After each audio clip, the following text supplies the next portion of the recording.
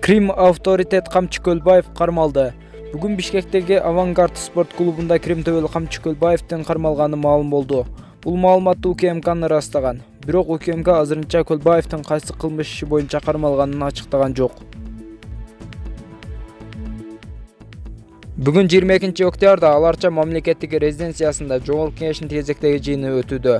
Күн тартибинде депутаттар төмөнкү маселелерди карашаары күтүлүүдө.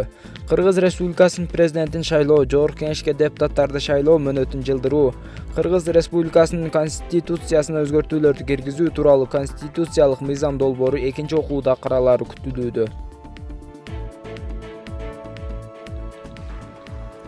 Кыргыз Республикасынын 2020 жылдын 22 августундагы номер 141 мыйзам менен алтын камтыган кенди жана алтын камтыган концентраттык казуу алуу жана сатуу боюнча иш жүргүзгөн салык төлөөчүлөрдүн кирешелерине салыктын ставкасы жогорулатылды. Бул тууралуу МСКнын басма сөз кызматына таянып Барометр билдирет.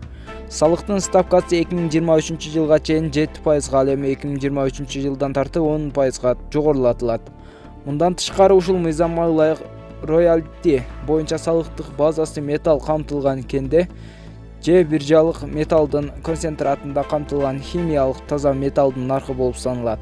Эгерде металл камтылган кенде же биржалык металлдын концентратында камтылган химиялык таза металлдын наркы металл камтылган кендерди жана биржалык металлдардын концентраттарын сатуудан түшкөн акчадан төмөн болсо, анда роялтинин салык базасы катарында металл камтылган кендерди жана биржалык металлдардын концентраттарын сатуудан түшкөн акча колдонулат.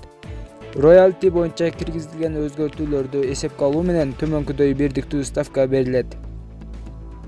Алтын, күмүш жана платина, ошондой эле металл камтылган кендер жана алтындын, күмүштүн жана платинанын концентраттары үчүн 5% өлчөмүндө, алтынды, күмүштү жана платинаны кошпогондо металлдар, металл камтылган кендер жана металлдын концентраттары үчүн 3% өлчөмүндө. Кыргыз Республикасынын ушул мыйзамы 2020 жылдын 1 ноябрынан тартып күчүнө кирет.